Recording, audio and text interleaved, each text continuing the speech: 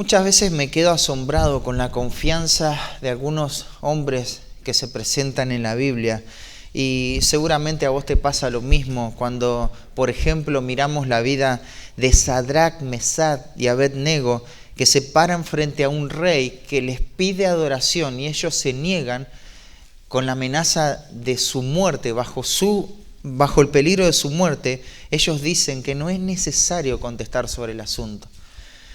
No van a servir al Dios que Nabucodonosor levantó, ¿no? Y uno se pone a mirar esas palabras cuando dicen: he aquí al Dios a quien servimos, puede librarnos, y de tu mano, oh rey, nos librará.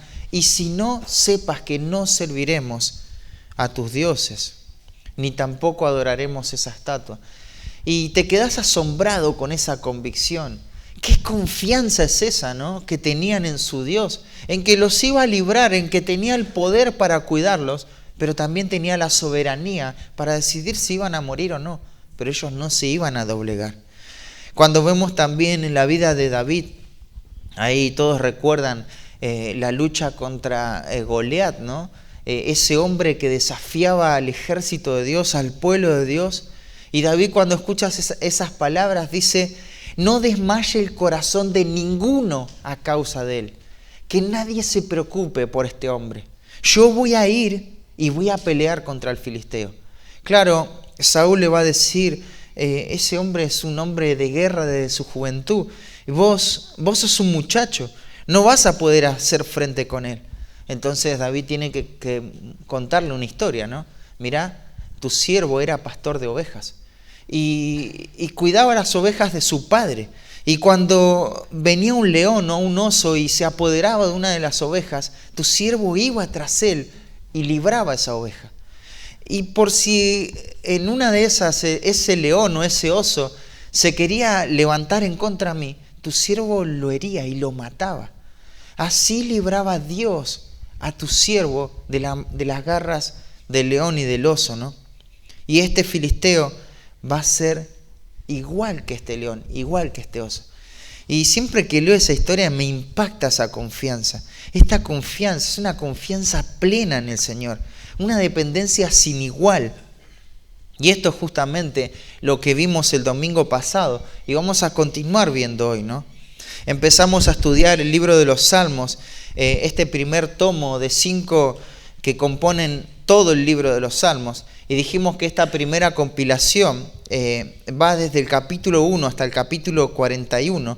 Probablemente el editor general de toda esta sección haya sido David. Y el Salmo 1 nos dio el prefacio de todo este libro, ¿no? Puso las bases de la vida espiritual. Nos presentó estos caminos divergentes. Uno era el camino de los malos, cuyo destino es la perdición eterna. Y el otro camino es el de los justos, a los cuales les va a caracterizar la bendición de Dios. Luego en el capítulo 2 podemos ver por qué el justo será bienaventurado. Y esto es porque Jesucristo es el Señor del universo. Y claro, un día va a extender ese señorío en su reinado literal y universal, ¿no? Y para el creyente esto es una bendición. Pero aunque el Señor es el soberano, todavía no está reinando de manera literal en esta tierra. Lo que vemos en esta tierra es oposición a su señorío. Y de ahí que podemos explicar las dificultades en la vida del creyente, como lo vimos en el capítulo 3 la semana pasada. Pero también vimos la confianza de este creyente, ¿no?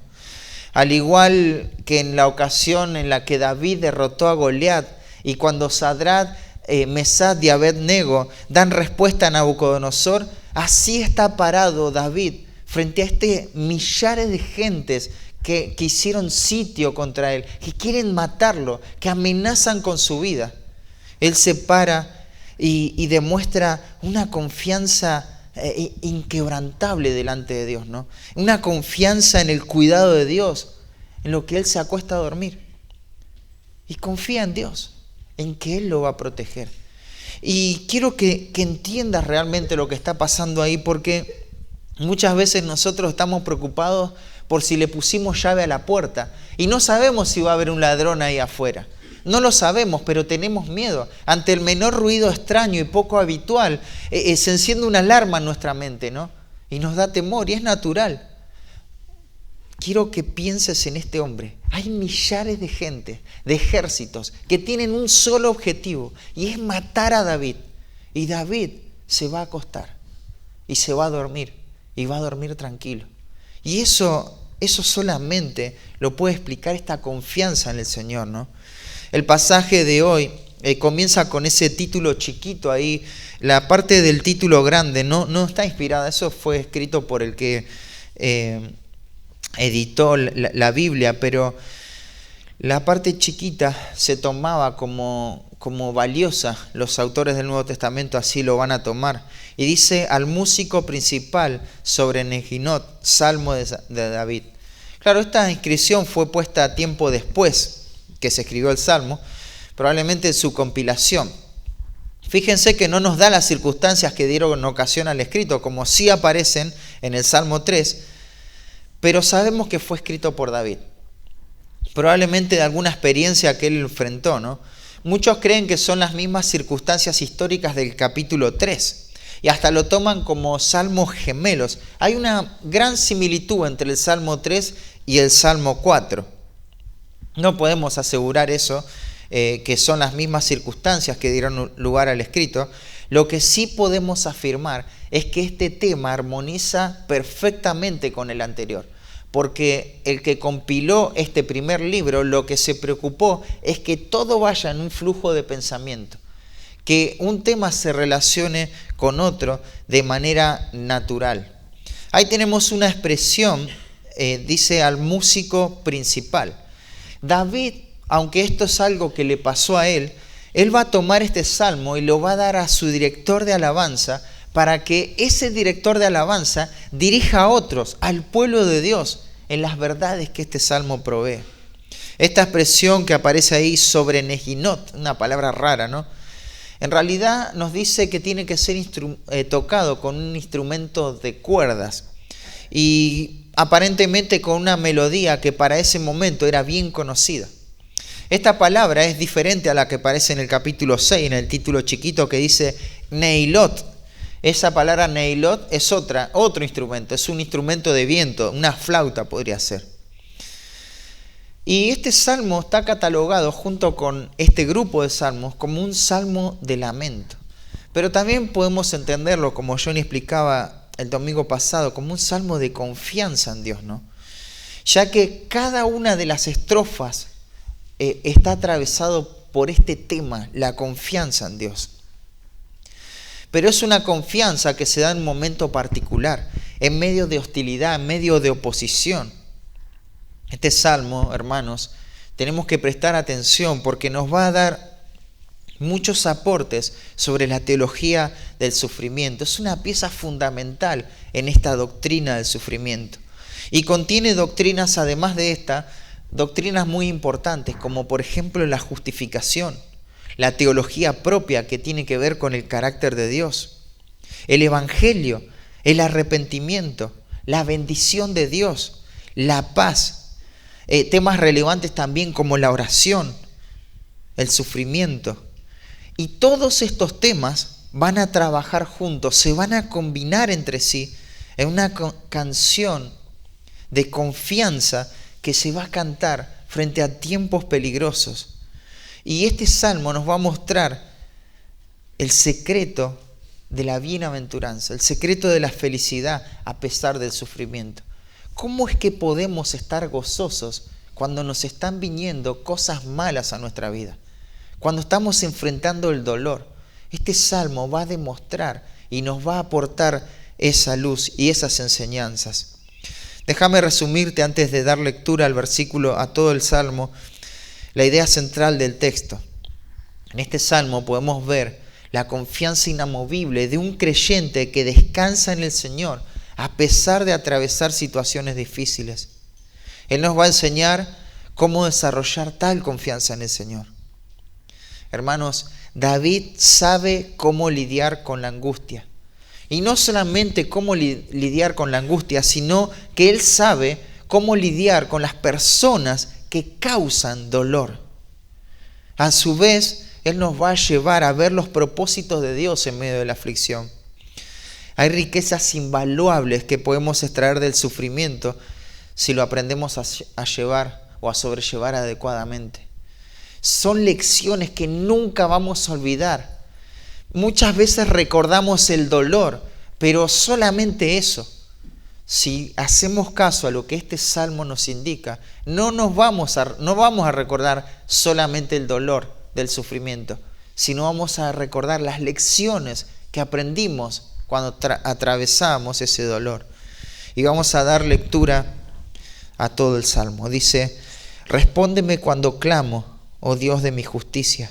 Cuando estaba en angustia, tú me hiciste ensanchar. Ten misericordia de mí y oye mi oración. Hijo de los hombres, ¿hasta cuándo volveréis mi honra en infamia? ¿Amaréis la vanidad y buscaréis la mentira? Sela. Sabed, pues, que Jehová ha escogido al piadoso para sí. Jehová oirá cuando yo a él clamare. Temblad y no pequéis. Meditad en vuestro corazón estando en vuestra cama y callad. Ofreced sacrificios de justicia y confiad en Jehová. Muchos son los que dicen: ¿quién nos mostrará el bien? Alza sobre nosotros, oh Jehová, la luz de tu rostro. Tú diste alegría a mi corazón, mayor que la de ellos cuando abundaba su grano y su mosto. En paz me acostaré y asimismo dormiré, porque solo tú, Jehová, me haces vivir confiado. El título en esta mañana del sermón es Una confianza inquebrantable. Una confianza inquebrantable. Y vamos a ver 3 lecciones en cómo cultivar una confianza inquebrantable frente a las dificultades. La primera lección la vamos a ver en el versículo 1. Y lo primero que tenemos que aprender es: aprende a lidiar con el dolor. Aprende a lidiar con el dolor. Hermanos, no somos pocos los que cuando tenemos que enfrentar el sufrimiento y el dolor no sabemos cómo responder ante eso. Muchas veces nos vemos ahogados, presionados y hundidos y desesperados por el dolor. Y tenemos que aprender a lidiar con el dolor. Y veamos cómo lo hace David. Va a empezar con esta expresión: respóndeme cuando clamo. El salmista sabe que en primer lugar tiene que llevar su causa a Dios. La palabra ahí respóndeme es preocuparse, interesarse, pensar acerca de, estar absorto en un proceso de pensamiento constante. Él le está diciendo a Dios que le preste atención con sumo cuidado. Ahora, claro, el salmista no duda que Dios le oye. De hecho, en el versículo 3 dice: Jehová oirá cuando yo a él clamare. En realidad, lo que nos deja ver esta expresión, responde, es el nivel de detalle con que David va a dirigir su oración a Dios. Claro, no se trata de una oración superficial, de manera apurada. Él va a poner su mente y su corazón en esto, porque ahora está consciente que Dios está atento a cada detalle de su súplica. Entonces Él va a hablar con detalle a Dios. No nos deja ver exactamente lo que le dice a Dios, porque claro, esto puede variar en base a la situación, ¿no? De acuerdo a la situación. Lo que sí nos deja ver es su prioridad en buscar a Dios en medio del problema. Y esto es algo que deberíamos practicar nosotros también. Antes de buscar a cualquier persona, incluso antes de contarle tu preocupación a tu esposo o esposa, recordá a Dios. Claro, hacé lo otro. Busca el consejo sabio de personas que te pueden aconsejar. Pero primero reunite con Él. Primero reunite con Dios. Pedí una audiencia con Dios. Abrí tu corazón a Dios. Búscalo a Dios. En medio del dolor, lo primero que tiene que pasar en nuestro corazón es Dios. Buscarlo a Él. Y en forma minuciosa, ¿no? Iba a decir: respóndeme cuando aclamo, oh Dios de mi justicia. Noten que no dice Dios justo, sino Dios de mi justicia. No es que David apela a su justicia personal, más bien al Dios que lo justifica. Él se ampara en su justificación, en su posición delante de Dios. Él ha sido declarado justo y esto es suficiente para que el Hijo de Dios pueda correr a Dios. Él es justo. Ahora este hombre justificado delante de Dios se encuentra en medio de problemas. Y antes de buscar cualquier respuesta, ¿no? Él busca la respuesta en Dios. respóndeme cuando clamo. Él sabe que tiene a Dios para consultarle a Él bajo cualquier circunstancia. A diferencia de lo que va a ser un rey mucho tiempo después. ¿Te acordás de Ocosías, este rey malo e idólatra? Que en los momentos de aflicción que hizo, buscó soluciones aceptadas por la cultura de la época. Por esa razón Dios va a hablar por medio del profeta Elías en esas palabras que tendríamos que hacer caso nosotros también, ¿no? Dice, no hay Dios en Israel que vais a consultar a Baal-Zebub, Dios de Cron. No hay Dios, no tenés a Dios para buscar a Dios en primer lugar cuando enfrentás problemas. ¿Sabes cómo se lidia con el dolor? Priorizando tu vida de oración, con una vida de oración activa, detallada delante de Dios. Claro, Ocosías no había sido justificado, por eso no pensó en Dios como primera opción, ¿no? Pero David sabe que ha sido declarado justo, razón por la que clama al Dios que lo justifica. Claro, si no experimentaste este acto judicial donde Dios acredita su justicia en tu vida, no podrás disfrutar nunca de una relación correcta con Él. Dios no va a oír tu oración. Quizá vos decís dentro tuyo, yo sé que Dios siempre me escucha, siempre me oye. Te puedo asegurar y tené por seguro que Dios no te oye, no te escucha. Dios no oye a las personas que no pertenecen a su pueblo, no las oye. Claro, vos decís, pero Dios lo conoce todo, lo sabe todo. Sí, en el sentido de su soberanía, su poder, su amplitud, su infinitud, claro, escucha a todos. Pero Él no acepta a personas que no pertenecen a su pueblo. No importa la vida religiosa que se pueda llevar. Incluso si venís a esta iglesia hace muchos años, ¿no? Si no hay salvación, si no hay nuevo nacimiento, si no hay una realidad espiritual, tu oración no va a llegar de manera agradable a Dios. No va a pasar el techo. No vas a ser escuchado por Dios. En Salmo 18:41 dice, clamaron y no hubo quien salvase. Aún a Jehová, pero no los oyó.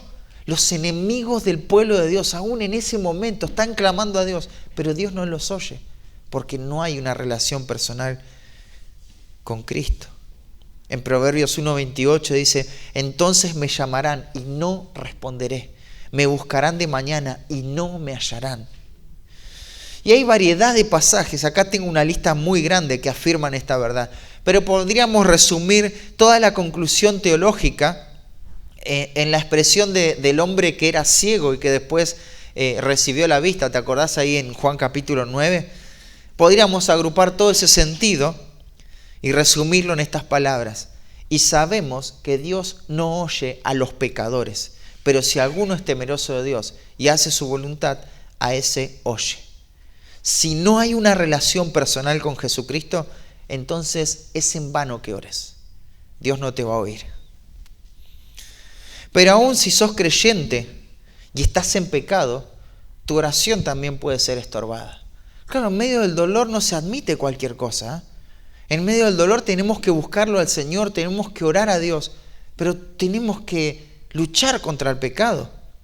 ¿Te acordás ahí en 1 de Pedro 3:7 dice, vosotros maridos igualmente vivid con ellas, con sus esposas, sabiamente, dando honor a la mujer como a vaso más frágil, como a coheredera de la gracia de la vida. ¿Para qué? ¿Cuál es el propósito de esto? Para que vuestras oraciones no tengan estorbo. Podés decir, ¿no? Podés hacer alarde de tu vida de oración. Bueno, yo tengo una vida de oración activa, cada vez que tengo un problema se lo llevo a Dios en primer lugar, siempre busco a Dios en oración para cada situación difícil que enfrento. Pero ¿cómo es tu pastoreo familiar? ¿Cómo estás atendiendo las necesidades espirituales de tu esposa? ¿Cómo la estás guiando a una comunión con Él? ¿Cómo le estás dando honor a la mujer? Porque si eso no está, es puro ruido tu oración, no llega a Dios. Tu oración es estorbada. No solo eso, hermanos, sino el pecado del corazón no confesado aparta los oídos de Dios a nuestra oración. En Salmo 66:18 dice, si en mi corazón, esta es la condición, hubiese yo mirado iniquidad, el Señor no me habría escuchado. Así que una vida impía, incrédula, una vida familiar desordenada, el pecado del corazón apartan nuestras oraciones de Dios. ¿Cómo lidiar con el dolor? Tengo que luchar con el pecado. Tengo que buscar a Dios, pero tengo que luchar con el pecado, porque mi oración de otra forma no va a ser oída.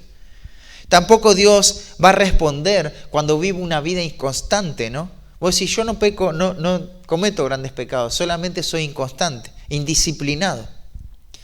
Santiago capítulo 1 dice que la persona que vive una vida espiritual inestable, que no persevera fielmente, que todo el tiempo está poniendo excusas por lo cual no hizo lo que tenía que hacer, no va a recibir nada del Señor, absolutamente nada del Señor. Entonces, la vida de oración no se puede separar de la salvación, pero tampoco se puede separar del fruto de la salvación. Si como hombres no hacemos las cosas bien en el hogar, la oración es estorbada. Si estás guardando pecado de cualquier tipo en tu corazón, tu oración es nula. Si eres inconstante en las cosas de Dios, no vas a recibir nada del Señor. Claro, hay una aclaración, ¿no? Del Señor no vas a recibir nada. Vos me puedes decir que tenés una vida bendecida porque tenés esto, aquello, lo otro, pero eso no viene de Dios. Porque la inconstancia Dios no la aprueba en la vida de oración. La indisciplina en la piedad es lamentable para una vida de oración. Es lamentable. Y tenemos que ser activos en esto. Entonces, ¿cómo se lidia con el dolor? Bueno, buscando a Dios, recurriendo a Él, recordándolo a Él, confiando en sus propósitos. Veamos un poco más el texto. Dice, acá tenemos una consistencia teológica en cuanto a lo que él entiende en la doctrina del sufrimiento. Dice, cuando estaba en angustia, tú me hiciste ensanchar. Ese cuando, ustedes saben que nos da el tiempo, ¿no? Recuerda primero el salmista lo que aprendió acerca del dolor. La verdad que lo sostuvo en el pasado es la misma verdad que lo va a sostener en el presente. No hay duda de eso. Recordar el sufrimiento del pasado no trae un sentido de autocompasión y mayor debilidad. Muchas veces cuando sufrimos tendemos a recordar el dolor del pasado y hacer toda una sumatoria de sufrimiento y no sabe, me pasó esto, me pasó lo otro, tantas cosas me pasaron. Pobre de mí, ¿no? ¿Cómo puede ser que me pasen tantas cosas? De esta manera las cosas no parecen cooperar para bien, ¿no? Sino para mal, para victimizarnos, ¿no? Sabes, muchas veces las situaciones difíciles pasan. Pero ¿qué obtuve de valioso en mi vida espiritual?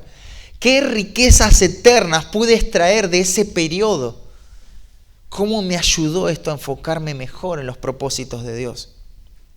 Si la meta cuando estoy sufriendo simplemente es que no duela, que me sane, que me provea, que me solucione, que me arregle, que me salga todo bien. Claro, no hay nada malo en desear eso, ¿no? Pero estaría mal, lo que estaría mal es hacer de eso el punto principal en medio del dolor. Tengo que desear que todo mejore, pero en primer lugar tengo que centrarme en cómo Dios está utilizando esta aflicción para conformarme mejor a la imagen de Cristo. Esta es la única manera en que los sufrimientos van a servir de consuelo, ¿no? David recuerda el tiempo de dolor, porque hay verdades preciosas allá. Hay tesoros que no perdieron su valor, que no pasaron de moda. Y él recuerda ese tiempo. Él dice, estaba en angustia. La palabra angustia es pena, es encontrarse en un estado de circunstancias desfavorables, tanto emocional como espiritual. La idea es algo que aprieta el corazón, donde no parece haber espacio para otra cosa más que el dolor. No entra otra cosa en la mente, ¿no? Y es así como llega la tristeza a nuestra vida, ¿no? Es algo que aprieta el alma. El dolor es real. La vida parece una serie de catástrofes, de desilusión, de desengaños, de aflicción. Todos pasamos o vamos a pasar momentos así, es inevitable. Job dice que como las chispas son para el fuego, así es el hombre para el dolor. No vamos a poder escapar a esto. Él dice, cuando estaba en angustia, tú me hiciste ensanchar. El salmista recuerda esos momentos de dificultad donde Dios trajo alivio. Ese sería uno de los posibles sentidos de ensanchar, ¿no? En este contexto. Pero es más que alivio esto. Notemos primero que acá hay un juego de palabras. La palabra angustia denota estrechez, pequeñez. Y el salmista está apretado, ahogado por los problemas. Pero él fue ensanchado. Él recibe el espacio suficiente para lidiar con el dolor. La palabra ensanchar ahí es la idea de ser espacioso, ser amplio, o sea, encontrarse en un estado de dimensión que relativamente es amplio o espacioso. Implica un espacio adecuado para moverse y allí tener más facilidad para la vida, ¿no? La idea es poder tener el espacio suficiente para manejarme en esta situación angustiosa que estoy enfrentando. Y esto lo podemos ver en otros textos también. Salmo 18 dice, me asaltaron en el día de mi quebranto, mas Jehová fue mi apoyo. Me sacó a lugar espacioso y me libró porque se agradó de mí. O sea, que tiene que ver de alguna forma con tener alivio. Pero hay un detalle en el Salmo 4 que lo hace diferente a todos los demás textos. Porque en el Salmo 4 dice que estaba en angustia y no fue sacado de la angustia. ¿Te das cuenta? El salmista dice, cuando estaba en angustia, tú me hiciste ensanchar. No, cuando estaba en angustia, tú me quitaste de la angustia. No dice, tú me quitaste, tú me llevaste a un lugar espacioso donde pude hacer frente a la angustia. Nota este detalle porque es fundamental. ¿Quién fue ensanchado? Él mismo. Él mismo fue ensanchado. Entonces lo que el salmista está entendiendo acá es el propósito del sufrimiento. Cuando estaba en angustia, en otras palabras, tú me hiciste crecer. Yo ahora tengo más espacio. Ahora yo crecí, yo pude avanzar, yo pude progresar. Claro, este pensamiento es consistente con el Nuevo Testamento en cuanto a la doctrina del sufrimiento. Ustedes conocen ahí Santiago capítulo 1, versículo 2 al 4. Hermanos míos, tened por sumo gozo cuando os halléis en diversas pruebas, sabiendo que la prueba de vuestra fe produce, ¿te das cuenta? Produce paciencia, mas tenga la paciencia su obra completa para que seáis perfectos y cabales, sin que os falte cosa alguna. ¿Cuál es el propósito de la prueba en ese pasaje? Que el creyente pueda madurar, que pueda crecer, que pueda dar fruto del sufrimiento, que pueda avanzar. De manera que las pruebas en la vida del creyente no le van a ahogar. Esto lo tenemos que saber, hermanos. Las pruebas no van a destruir al creyente. Lo que van a hacer, van a cooperar para que crezca en su perseverancia, para que él pueda ser ensanchado. No es ser aliviado necesariamente, sino que él pueda producir ese crecimiento. Las pruebas nos tienen que ayudar a crecer. Hay tanto que aprender acerca del sufrimiento y cómo podemos crecer en medio del sufrimiento. No es un punto en nuestra vida donde nos ponemos estáticos, donde estamos en un estado pasivo y nada pasa a nuestro alrededor, porque mientras no hacemos nada, no crecemos. No. Es el momento de dolor, la oportunidad para poder desarrollarnos y crecer en cuanto a nuestra vida espiritual. Segunda de Corintios 4, 17 al 18, te lo leo rápidamente, dice, porque esta leve tribulación momentánea produce, ¿te das cuenta?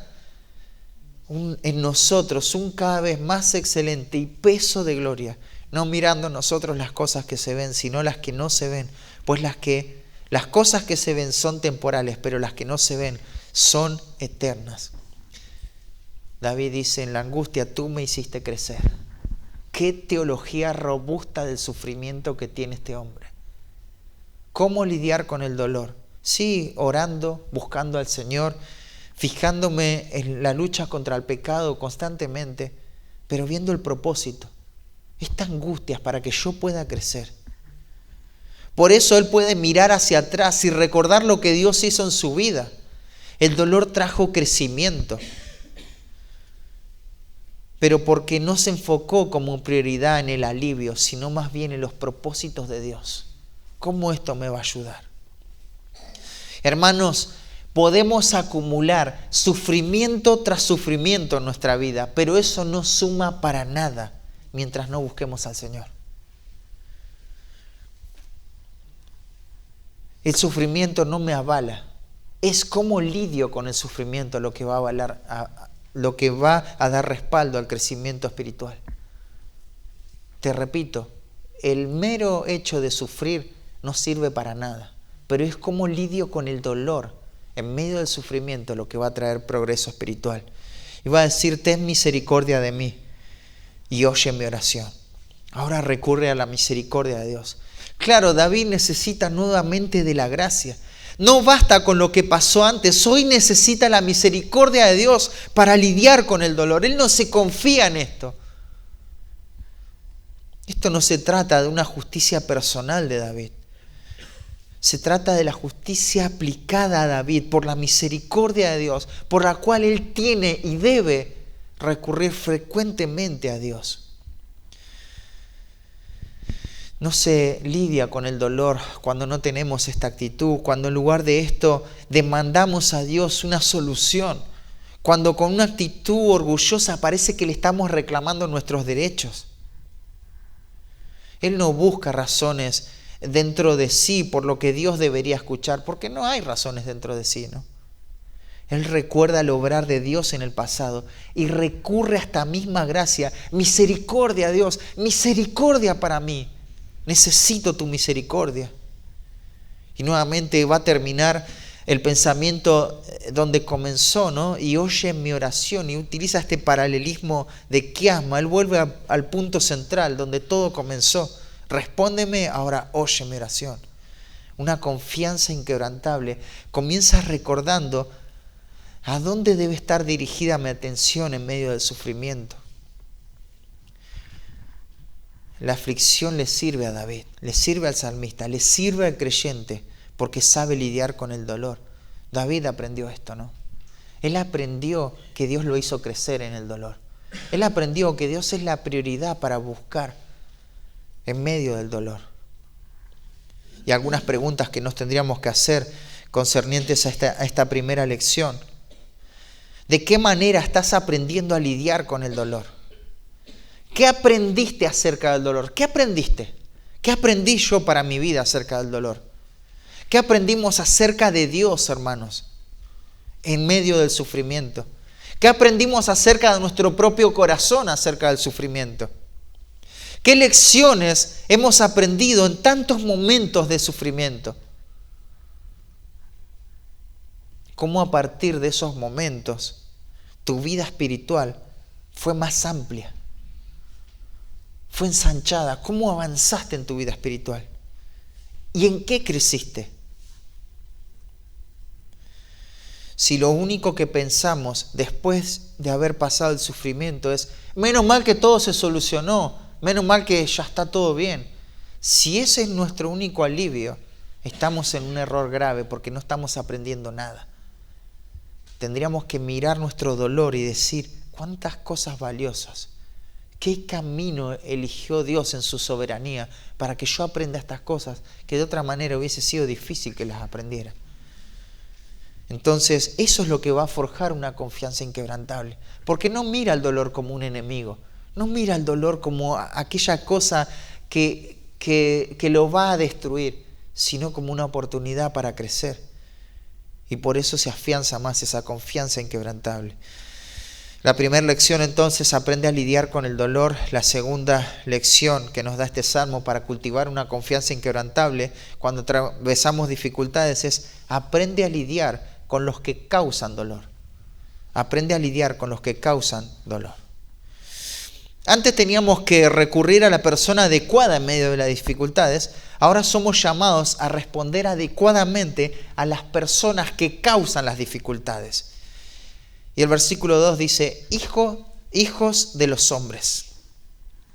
Nota que el salmista va a cambiar la dirección ahora. Se dirige en forma general a todos los hombres, pero en manera especial a un grupo de personas, quienes eran parte o causa de su aflicción, ¿no? El salmista llama a estos opositores hijos de los hombres. Esta expresión en nuestra traducción aparece 64 veces. Habitualmente se traduce de la expresión hebrea Bene Adam y se refiere a todos los hombres.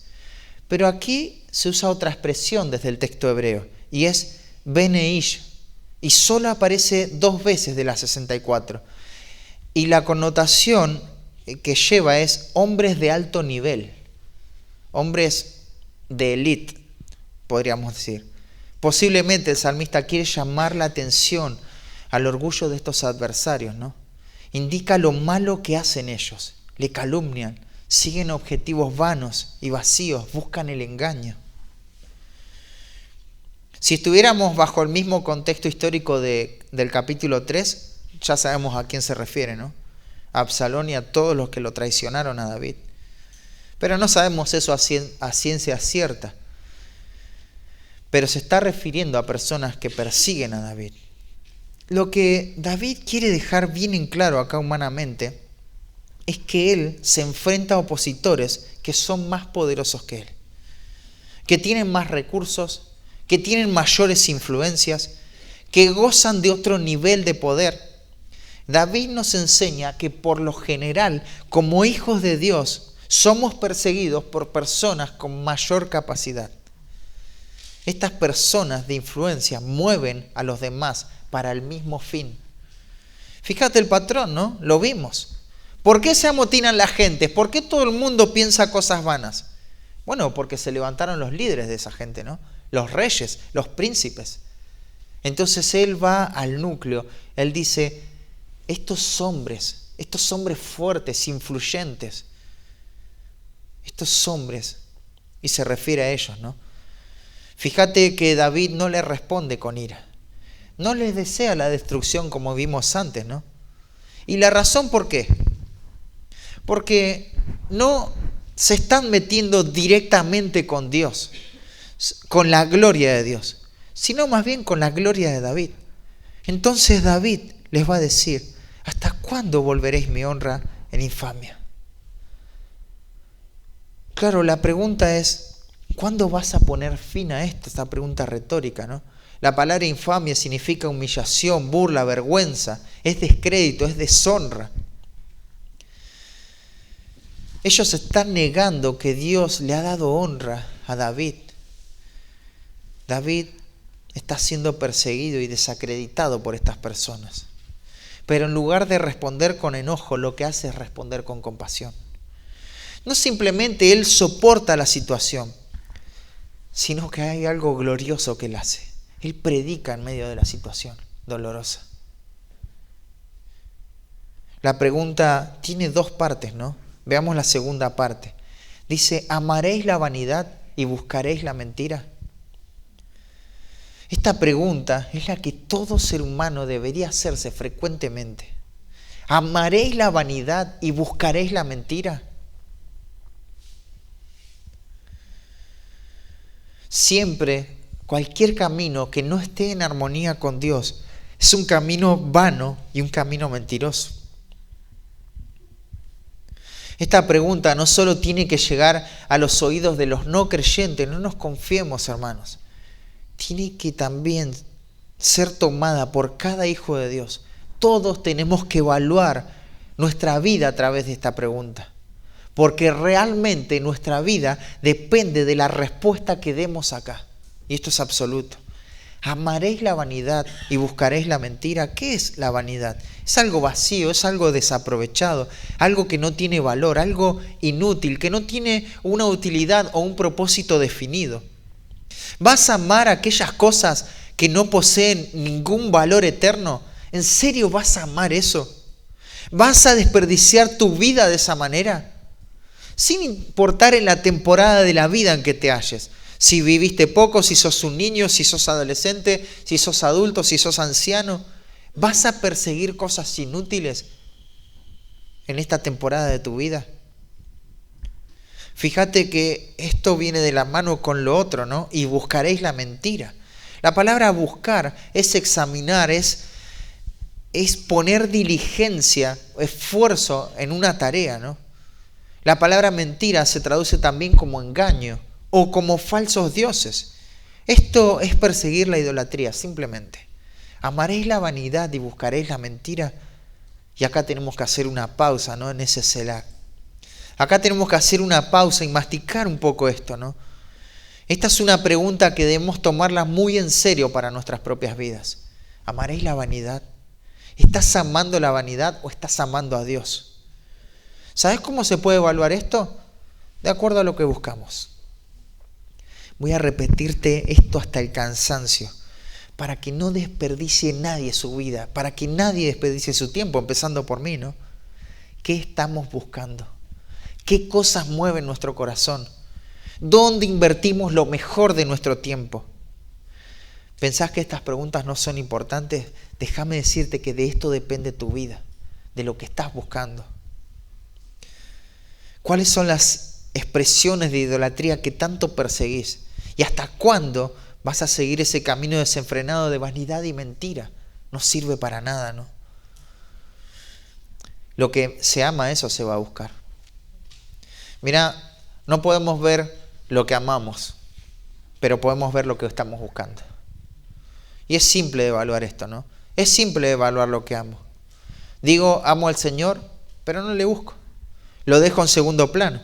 Cuando todo en el entorno está bien, entonces, bueno, ahí sí me acerco a Dios. Mientras tanto, no le busco en una relación con su palabra. No me intereso por ver lo que Él tiene para mi vida.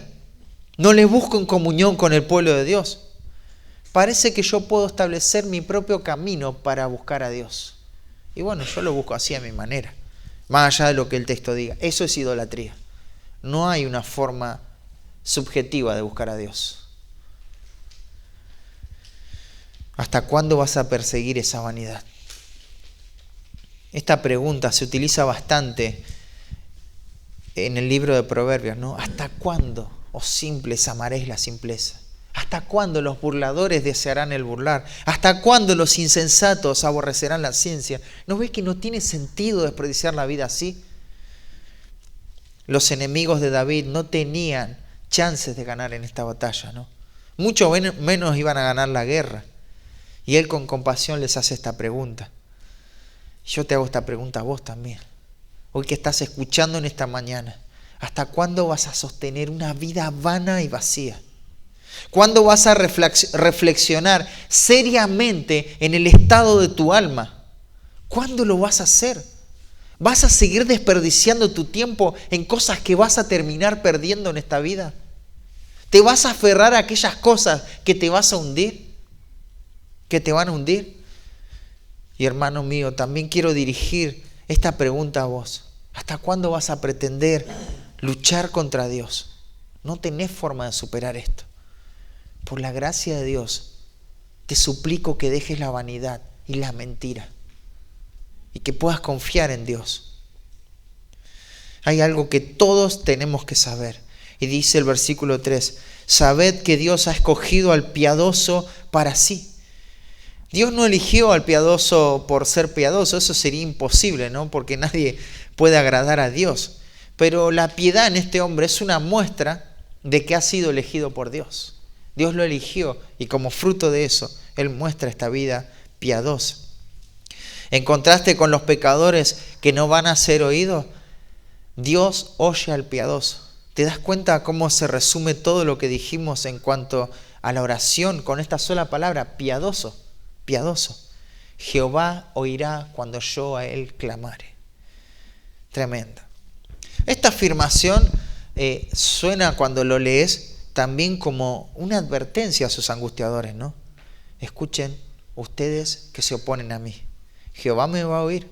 Créeme, no querés seguir haciendo lo que estás haciendo, porque Jehová me va a oír. Entonces lo único que te queda es arrepentirte. Y el arrepentimiento va a comenzar con una actitud que se va a derivar en una acción. Y ahora va a dar 7 imperativos para el verdadero arrepentimiento. Y fíjate, dice temblad y no pequéis, los primeros 2. Tiemblen ante Dios.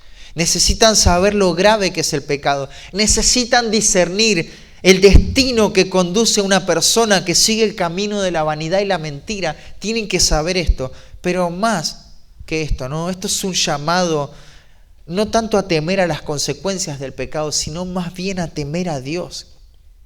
El camino del arrepentimiento comienza conscientemente en el temor de Dios. En el Antiguo Testamento, temer a Dios involucra la idea de creer. Muchas veces a los hijos de Dios se los cataloga como los que temen a Dios. Y aquel que no cree es aquel que no teme a Dios, ¿no? David no les está diciendo dejen de hablar mal de mí. Basta ya de estar criticándome o de oponerse a mí. No dice eso. Les dice teman a Dios. Conviértanse a Dios. Sean salvos. David está preocupado por la salvación de esta gente. Qué manera de responder a los que te causan dolor, ¿no? Qué poco pensamos en la salvación de alguien cuando nos trata con injusticia, ¿no? Pero eso es lo que debemos hacer. Y si es un hermano el que te está tratando en forma injusta, recuerden juntos el Evangelio. Intenten resolver sus problemas desde una perspectiva en donde los elementos del Evangelio operan con libertad. Elementos como el perdón, la reconciliación, la paz, el amor, el arrepentimiento.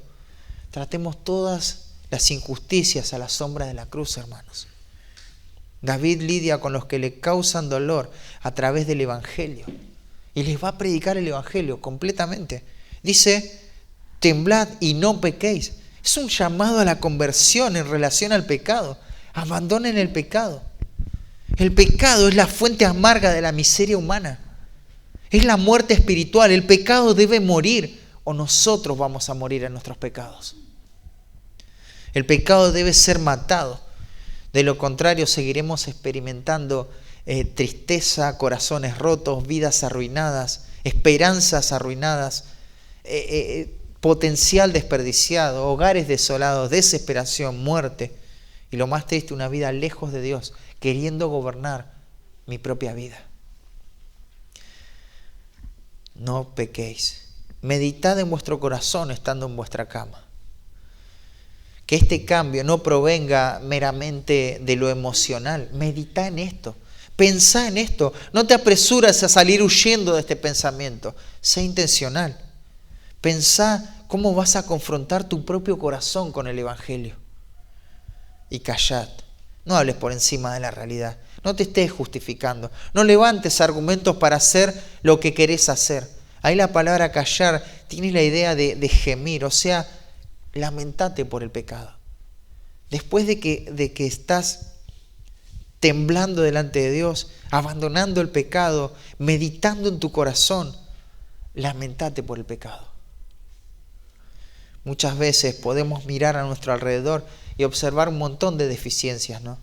Y eso parece que nos justifica no hacer lo que tenemos que hacer. Es que este no hace lo que tiene que hacer. Paremos ya con eso.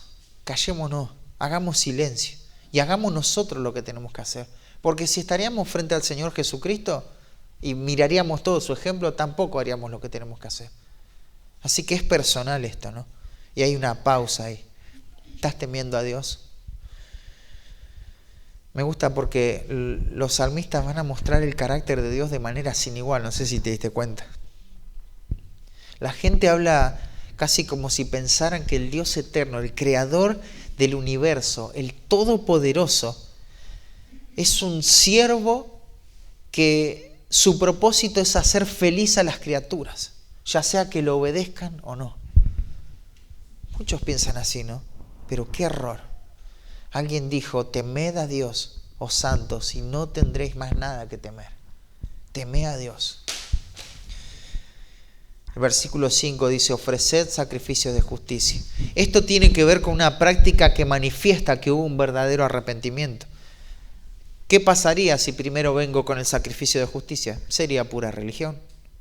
Pero si está el temor a Dios, el abandono del pecado, la meditación, el silencio, el dolor por el pecado, ahora puedo ofrecer a Dios ese fruto de salvación. y confiad en Jehová. Y así como se ve David confiando en Dios, también se va a ver cualquiera que experimentó la salvación. Noten que la confianza en Dios no está en el vacío. Mucha gente dice, yo confío en Dios, pero no confían en Dios. Muchos dicen, yo confío en Dios, pero confían en sí mismos. Ellos no confían en Dios, confían en que todo se va a solucionar. Porque, ¿sabes qué es lo que piensan? Que no se merecen esa situación. No, va a salir todo bien porque no, es tan bueno, no merece esta situación. Confían en ellos, confían en sus propios criterios, confían en los recursos de este mundo. Pero la confianza en Dios no puede venir antes de la conversión. Nadie puede confiar en Dios si primero no ha sido regenerado. Y acá también tenemos muchas lecciones para aprender, ¿no? David va a lidiar con los que causan dolor a través del Evangelio. Este es el poderoso Evangelio que puede salvar a las personas de una vida vana y miserable, que puede rescatarlos de la propia destrucción a la que se conducen. Ellos están pensando lo peor de David, pero él responde con la máxima expresión de bondad. Les da el Evangelio, los llama al arrepentimiento. Qué tremendo, ¿no? De la misma manera tenemos que responder nosotros. ¿Estás respondiendo con el Evangelio cuando te tratan injustamente los de afuera, los inconversos? ¿Le respondés con el Evangelio? El punto no es solo si le predicaste el Evangelio alguna vez. No. Si ahora que nos están haciendo esto, en lugar de buscar una estrategia para defendernos, para cuidarnos, para que no nos quiten lo que queremos, le estamos dando el Evangelio, con todo lo que eso significa. Pero de la misma manera tenemos que responder entre nosotros, ¿no? Acompáñame a Efesios capítulo 4, versículo 31, y fíjate cómo en el Nuevo Testamento se toma el Evangelio para enfrentar los problemas dentro de la iglesia. Dice el versículo 31, quítese de vosotros toda amargura, enojo, ira, gritería y maledicencia y toda malicia. Y no es solamente soportar, sino que esto lo tenés que reemplazar con, no es, bueno, me lo aguanté y ya está. Dice, antes sed benignos unos con otros, misericordiosos, perdonándoos. Esto de ser benigno, misericordioso y el perdón son elementos del Evangelio. Y fíjate, unos a otros, como Dios también os perdonó a vosotros en Cristo. El Evangelio es la manera de responder. Cuánto desarrollo y progresión para nuestra vida espiritual si tomamos esta forma de responder cuando nos atacan, cuando están en nuestra contra, si llevamos todo al Evangelio, ¿no? Podés imaginar lo que sería la vida de la iglesia cuando todos los miembros de la iglesia responden ante las personas que se oponen a los de afuera con el Evangelio. Pero cuando responden entre ellos, en la comunidad de creyentes, con el Evangelio, todo a la luz del Evangelio. ¿No habría reconciliación? ¿No habría perdón? Vaya que lo habría.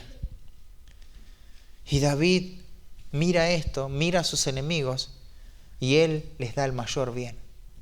Ellos le dan el mayor mal que le pueden dar y él les responde con el mayor bien, con el Evangelio. Entonces, una confianza inquebrantable.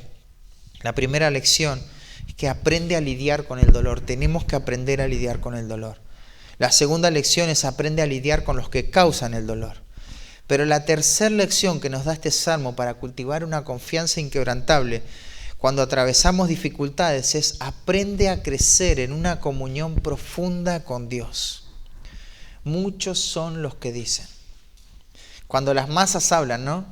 Por lo general no pronuncian algo significativo, algo sustancial, sino error. Se equivocan consecutivamente. En el capítulo 3 dice, muchos son los que se levantan contra mí. Muchos son los que dicen de mí. Y ahora en el capítulo 4, muchos son los que preguntan, ¿no? ¿Quién nos mostrará el bien? Todo ser humano se pregunta esto en algún momento de su vida, ¿no?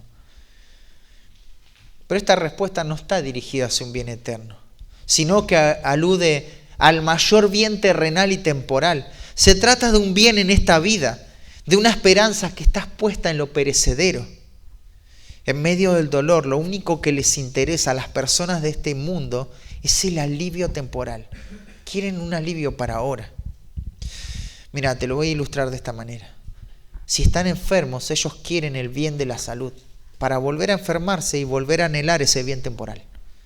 Unas cuantas veces más van a hacer esto hasta que pierden por completo el don de la salud y no pueden hacer nada para retenerlo. Es totalmente vano. Es totalmente vano.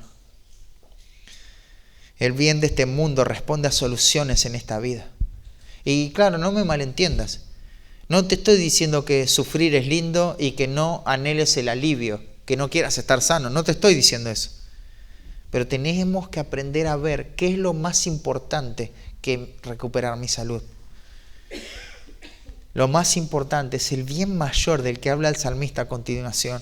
Él no pide que no me persigan más. Él no pide principalmente que desaparezcan los problemas. Él quiere ver a Dios en medio de la dificultad. Él quiere aprender a crecer en una comunión más profunda y estrecha con el Señor. Y va a decir, alza sobre nosotros, oh Jehová, la luz de tu rostro. Mirá lo que Él quiere ver. Es un antropomorfismo, Dios no tiene rostro, ¿no? Pero Él dice, alza sobre nosotros, queremos verte a vos, Dios. Primero tenés que notar el número del pronombre.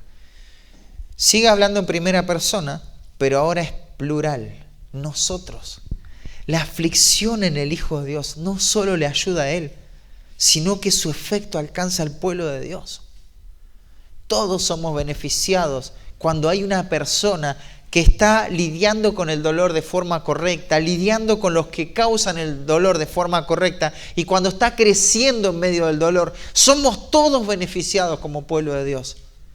Alza sobre nosotros, queremos verte a vos, Dios. Esto va a bendecir al pueblo de Dios. En 2 Corintios capítulo 1 dice, bendito sea el Dios y Padre de nuestro Señor Jesucristo, Padre de misericordia y Dios de toda consolación, el cual nos consuela en todas nuestras tribulaciones. ¿Cuál es el propósito? Para que podamos también nosotros consolar a otros que están en cualquier tribulación por medio de la consolación con que nosotros somos consolados por Dios. ¿Te das cuenta? El dolor no queda en tu propia situación nada más, sino que esto trae mayor bien al pueblo de Dios. Y podríamos contar innumerables de ilustraciones en cómo la forma espiritual de responder al dolor de otras personas trajo consuelo a otros que estaban sufriendo también, ¿no? Pero aquí David está aludiendo puntualmente una referencia que la encontramos en número 6, en la bendición levítica o la bendición sacerdotal, que aparece ahí en número 6 cuando dice, Jehová habló a Moisés diciendo, versículo 22 estoy leyendo, habla a Aarón y a sus hijos y diles, así bendeciréis a los hijos de Israel diciéndoles, Jehová te bendiga y te guarde. Jehová haga resplandecer su rostro sobre ti, ¿te das cuenta? Y tenga de ti misericordia. Jehová alce sobre ti su rostro y ponga en ti paz. Y pondrán mi nombre sobre los hijos de Israel y yo los bendeciré. Lo que el salmista desea es la bendición de Dios. Esta es la señal de aprobación de Dios. Ese es el anhelo de su corazón. Su significado es, como lo dice un comentarista, es danos la señal y el sello de tu favor y es suficiente. Verdaderamente en esto todo lo demás está asegurado. El perdón de Dios y la paz con Él preparan el camino para la plenitud del gozo. Nada está bien con un hombre pecador hasta que haya paz entre él y Dios. Y David busca esto, ¿no? Él quiere agradar a Dios. Él quiere el favor de Dios, su aprobación. Él quiere crecer en esta relación estrecha con el Señor. Y no se conforma con algo menor que esto. Él no quiere desaprovechar esta oportunidad de sufrimiento para estancarse en su vida espiritual. Mucho menos para retroceder. Él quiere avanzar, quiere progresar. en la medida que Dios le afirma, y él va a experimentar el favor de Dios en esa comunión profunda con él, él atraviesa el dolor con gozo. Eso es tremendo, hermanos. Al principio te dije, ¿cómo puedo atravesar el dolor con gozo? Bueno, ahí tenés las lecciones. Busca eso. Claro, su esperanza no está en este mundo, ¿no? Su gozo tampoco viene de este mundo. Su gozo viene de Dios. Tú diste alegría a mi corazón, va a decir el versículo 7. Spurgeon dijo sobre esta expresión, es mejor sentir el favor de Dios una hora en nuestras almas arrepentidas que estar sentado durante años bajo el sol más cálido que ofrece este mundo. Es mejor sentir el favor de Dios una hora en nuestras almas arrepentidas. Tú diste alegría a mi corazón. El saber que Dios está con él, que él tiene su parte asegurada en Dios, lo que causa su mayor alegría es su presencia, ¿no? Salmos 16, ya lo vamos a estudiar, pero dice, en tu presencia hay plenitud de gozo. ¿Podés experimentar el gozo en medio del dolor? Sí, si está Dios ahí, sí, porque en su presencia hay plenitud de gozo. Y va a decir, mayor que la de ellos, cuando abundaba su grano y su mosto. David está diciendo algo que es bastante irónico, ¿no? Porque él dice, yo cuando estaba en el peor estado de mi alma, en el peor sufrimiento, tenía más gozo que aquellos que disfrutaban de la mejor época de su vida. Dice David y compara todo lo que este hombre en ese momento, ¿no? El grano, el mosto representaba la mayor riqueza material que una persona podía obtener, ¿no? La mejor ganancia. Es como tener todo el dinero, poseerlo todo. En su máxima felicidad, esta persona queda aplastada por el gozo que David experimentaba de parte de Dios, aun cuando estaba sufriendo. Es incomparable el gozo de... Imagínate cuando no estás sufriendo. Si va a experimentar este gozo en medio del sufrimiento, y este gozo supera al gozo que puede experimentar una persona que no conoce a Cristo cuando lo obtiene todo en la vida, cuando no está sufriendo también es tremendo. Claro, porque es la presencia de Dios lo que le da el gozo, ¿no? Qué forma de mirar el sufrimiento de una manera que no estamos acostumbrados a mirarlo. Y el versículo 8, fíjate cómo esta comunión le hace estar en paz con Dios. En paz me acostaré y así mismo dormiré. La idea es que se va a acostar y se va a dormir. Porque lo más importante ya lo tiene. Y no necesita nada más. Él puede dormir. No lo acosa una conciencia vana o una búsqueda mentirosa. No está turbado por las situaciones difíciles. Él está en paz con Dios. Él puede descansar tranquilo. Y por esa razón va a descansar. Dice, porque solo tú, Jehová, me haces vivir confiado. Claro, fíjate estos pronombres, ¿no? Tú, dijo antes, tú me hiciste ensanchar. Tú me diste crecimiento. Tú diste alegría a mi corazón. Y ahora tú me das confianza. David duerme en paz porque vive con una confianza inquebrantable. No es que él muestra esta imagen durante el día, pero cuando llega la noche su conciencia comienza a reprocharle hasta que se queda dormido. No, él se acuesta y duerme. Durante el día hizo todo lo que podía hacer y ahora descansa. Porque entiende que no hay nada más. Está en plena dependencia en el Señor. Hermanos, en cuanto a este punto, ¿no? A veces lo más espiritual que podemos hacer es acostarnos y dormirnos enseguida. Eso responde más a nuestra vida espiritual que estar dando vueltas, no poder dormir.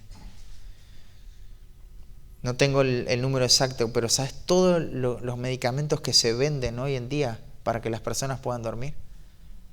Porque no están en paz con Dios. En paz me acostaré y así mismo dormiré. Porque la paz no tiene que ver con las circunstancias. La paz tiene que ver con el estado real del corazón, ¿no? Nuestra vida depende del Señor. David disfruta una comunión profunda con Dios. Él está en paz con Dios. Decime si tu mejor época, si tu mejor estado no es cuando estás en paz con Dios. cuando estás disfrutando de una comunión profunda con Dios. Pase lo que pase a tu alrededor, vos sabes, vos estás confiado porque sabes a quién has creído. Hermanos, si hoy tendríamos que estar pasando una situación extremadamente difícil, ¿cómo te hallaría en tu comunión con Dios? ¿Estás creciendo? ¿Estoy creciendo? ¿Es el Señor mi mayor alegría? O digo, bueno, admiro cómo este tiene aquello porque, bueno, mirá, alcanzó estas cosas materiales, ahora está muy contento. ¿Quién diera que tuviésemos eso, no? Muchas veces la envidia, ¿no? Del impío que prospera. No, tenemos lo mayor, tenemos al Señor.